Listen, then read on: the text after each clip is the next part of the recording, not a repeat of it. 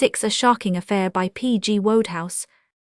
The Bradshaw who appears in the following tale is the same youth who figures as the hero or villain. Label him as you like. Off the preceding equally veracious narrative, I mention this because I should not care for you to go away with the idea that a waistcoat marked with the name of Bradshaw must of necessity cover a scheming heart. It may, however, be noticed that a good many members of the Bradshaw family possess a keen and rather sinister sense of the humorous, inherited doubtless from their great ancestor, the dry wag, who wrote that monument of quiet drollery, Bradshaw's Railway Guide. So, with the hero of my story, Frederick Wackerbath Bradshaw, was, as I have pointed out, my contemporary at St. Austin's.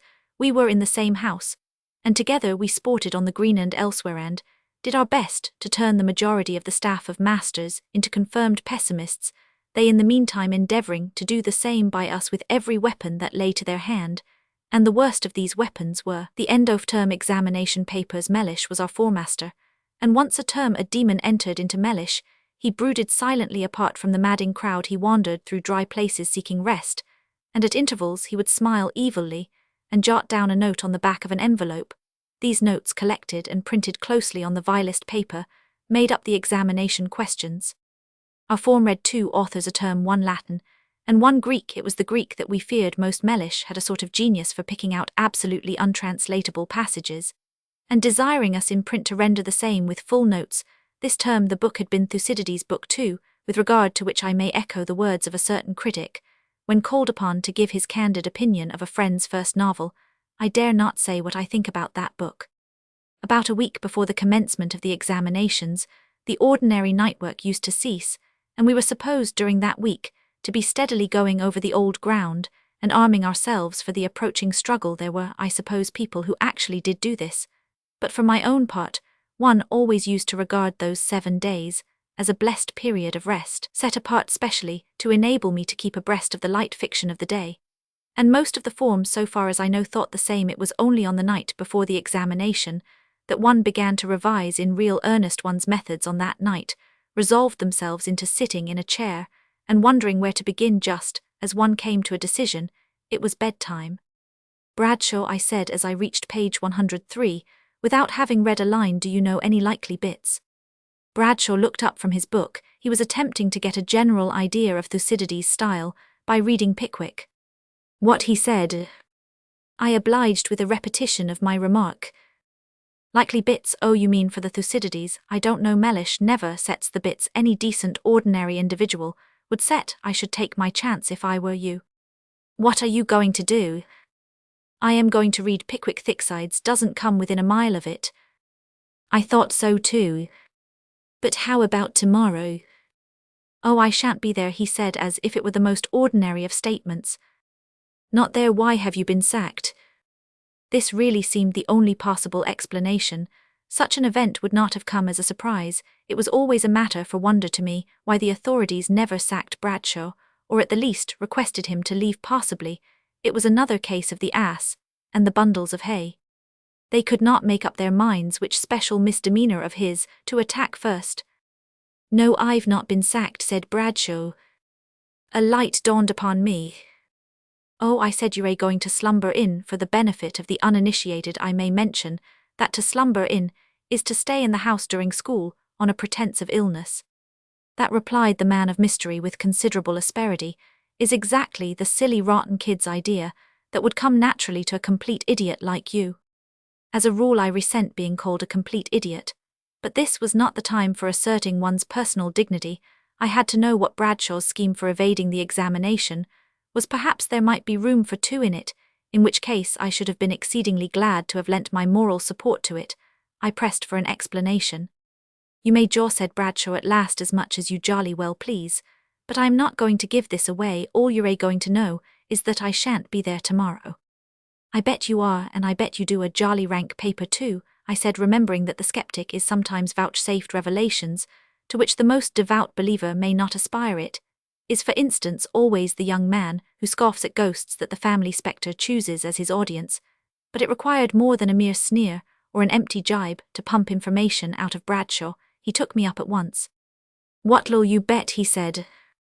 Now I was prepared to wager imaginary sums to any extent he might have cared to name, but as my actual worldly wealth at that moment consisted of 1 penny, and my expectations were limited to the shilling pocket money, which I should receive on the following Saturday, half of which was already mortgaged. It behoved me to avoid doing anything rash with my ready money. But since a refusal would have meant the downfall of my arguments, I was obliged to name a figure. I named an even 6pence. After all, I felt I must win. By what means other than illness could Bradshaw possibly avoid putting in an appearance at the Thucydides examination? "All right," said Bradshaw, "an even 6pence you'll lose. Slumbering in bed." "Of course." "Real illness barred too," I said. "Bradshaw is a man of resource, and has been known to make himself genuinely ill in similar emergencies." "Right, you are slumbering in and real illness, both barred. Anything else you'd like to bar?" "I thought—" "No, unless an idea struck me. You're not going to run away." Bradshaw scorned to answer the question. "Now you'd better buck up with your work," he said, opening his book again. "You've got about as long odds as anyone ever got, but you'll lose all the same." It scarcely seemed possible, and yet Bradshaw was generally right. If he said he had a scheme for doing so, it was generally for not doing something. It rarely failed to come off. I thought of my 6pence, my only 6pence, and felt a distinct pang of remorse. After all, only the other day the chaplain had said how wrong it was to bet. By Jove, so he had decent man the chaplain pity to do anything he would disapprove of. I was on the point of recalling my wager, when before my mind's eye rose a vision of Bradshaw, rampant and sneering, and myself writhing in my chair, a crushed and scored-off wreck. I drew the line at that. I valued my self-respect at more than 6pence, if it had been a shilling now, so I set my teeth, and turned once more to my Thucydides. Bradshaw, having picked up the thread of his story again, emitted hoarse chuckles like minute guns, until I very nearly rose and fell upon him. It is maddening to listen to a person laughing, and not to know the joke. "You will be allowed 2 hours for this paper," said Mellish on the following afternoon, as he returned to his desk, after distributing the Thucydides questions at 5 minutes to 4. "I shall begin to collect your papers, but those who wish may go on till 10 past. Write only on one side of the paper, and put your names in the top right-hand corner. Marks will be given for neatness. Any boy whom I see looking at his neighbours wears Bradshaw." It was already 5 minutes past the hour. The latest of the late always had the decency to appear at least by 3 minutes past. "Has anybody seen Bradshaw?" repeated Mellish. "You what's-your-name?"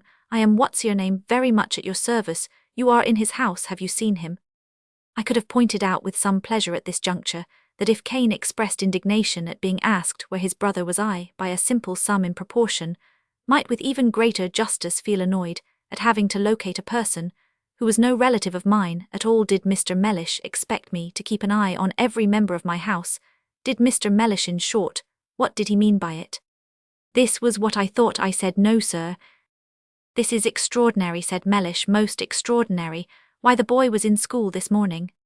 This was true. The boy had been in school that morning to some purpose, having beaten all records, his own records, in the gentle sport of Mellish baiting. This evidently occurred to Mellish at the time, for he dropped the subject at once, and told us to begin our papers. Now I have remarked already that I dare not say what I think of Thucydides' book Roman 2. How then shall I frame my opinion of that examination paper? It was Thucydides' book 2, with the few easy parts left out. It was Thucydides' book 2, with special home-made difficulties. Added, it was well in its way. It was a masterpiece. Without going into details, I dislike sensational and realistic writing. I may say that I personally was not one of those who required an extra 10 minutes to finish their papers. I finished mine at 2:30, and amused myself for the remaining hour and a half by writing neatly on several sheets of foolscap exactly what I thought of Mr. Mellish, and precisely what I hoped would happen to him some day. It was grateful and comforting. At intervals I wondered what had become of Bradshaw. I was not surprised at his absence. At first I had feared that he would keep his word in that matter. As time went on, I knew that he would at more frequent intervals. I wondered how I should enjoy being a bankrupt. 4 o'clock came round, and found me so engrossed in putting the finishing touches to my excursus of Mr. Mellish's character that I stayed on in the form room till 10 past. 2 other members of the form stayed too, writing with the despairing energy of those who had 5 minutes to say what they would like to spread over 5 hours. At last Mellish collected the papers. He seemed trifle surprised when I gave up my modest 3 sheets. Brown and Morrison, who had their eye on the form prize, each gave up reams. Brown told me subsequently that he had only had time to do 16 sheets, and wanted to know whether I had adopted Rutherford's emendation in preference to the old reading in question Roman 2. My prolonged stay had made him regard me as a possible rival. I dwell upon this part of my story because it has an important bearing on subsequent events. If I had not waited in the form room, I should not have gone downstairs just behind Mellish, and if I had not gone downstairs just behind Mellish, I should not have been in at the death, that is to say the discovery of Bradshaw, and this story would have been all beginning and middle, and no ending, for I am certain that Bradshaw would never have told me a word. He was a most secretive animal. I went downstairs, as I say, just behind Mellish St. Austin's. You must know is composed of 3 blocks of buildings, the senior the middle, and the junior, joined by cloisters. We left the senior block by the door. To the captious critic, this information may seem superfluous, but let me tell him that I have left the block in my time, and entered it too, though never it is true in the company of a master. In other ways, there are windows. Our procession of 2 Mellish leading by a couple of yards passed through the cloisters, and came to the middle block where the master's common room is. I had no particular reason for going to that block, but it was all on my way to the house, and I knew that Mellish hated having his footsteps dogged. That Thucydides' paper rankled slightly. In the middle block at the top of the building, far from the haunts of men, is the Science Museum Contininx. I have heard, I have never been near the place myself, to stuffed rats, a case of mouldering butterflies, and other objects of acute interest. The room has a staircase all to itself, and this was the reason why directly I heard shouts proceeding from that staircase, I deduced that they came from the museum. I am like Sherlock Holmes, I don't mind explaining my methods. "Help!" shouted the voice, "help!" The voice was Bradshaw's. Mellish was talking to Roman 1000 Gerard, the French master. At the moment he had evidently been telling him of Bradshaw's non-appearance, for at the sound of his voice, they both spun round, and stood looking at the staircase like a couple of pointers. "Help!" cried the voice again. Mellish and Gerard bounded up the stairs. I had never seen a French master run before. It was a pleasant sight. I followed. As we reached the door of the museum, which was shut, renewed shouts filtered through it. Mellish gave tongue. "Bradshaw." "Yes, sir," from within. "Are you there?" This, I thought, and still think, quite a superfluous question. "Yes, sir," said Bradshaw. "What are you doing in there, Bradshaw? Why were you not in school this afternoon? Come out at once." This in deep and thrilling tones. "Please, sir," said Bradshaw complainingly, "I can't open the door now." The immediate effect of telling a person that you are unable to open a door is to make him try his hand at it. Someone observes that there are 3 things which everyone thinks he can do better than anyone else, namely poking a fire, writing a novel, and opening a door. Gerard was no exception to the rule. "Can't open the door," he said. "Nonsense, nonsense," and swooping at the handle, he grasped it firmly and turned it. At this point he made an attempt, a very spirited attempt, to lower the world's record for the standing high jump.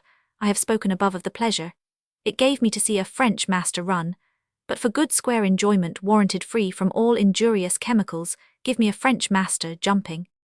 "My dear Gerard," said the amazed Mellish, "I have received a shock, dear me, I have received a most terrible shock." So had I, only of another kind. I really thought I should have expired in my tracks, with the effort of keeping my enjoyment strictly to myself. I saw what had happened. The museum is lit by electric light. To turn it on, one has to shoot the bolt of the door, which, like the handle, is made of metal.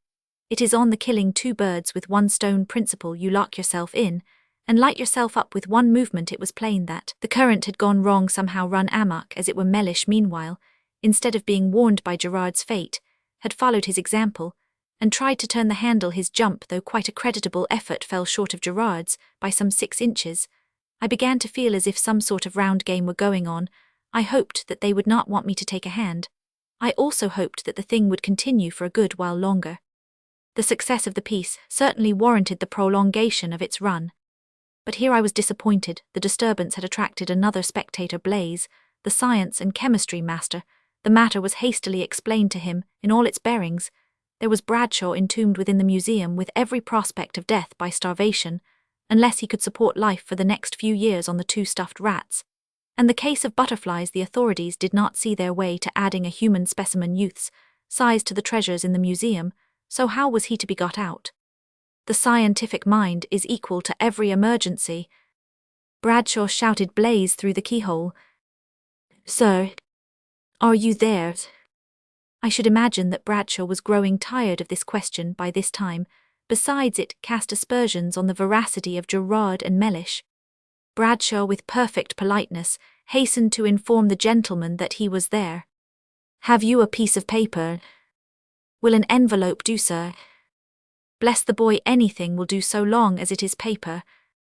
Dear me, I thought, is it as bad as all that? Is Blithe, in despair of ever rescuing the unfortunate prisoner, going to ask him to draw up a last dying words document to be pushed under the door and dispatched to his sorrowing guardian? "Put it over your hand and then shoot back the bolt."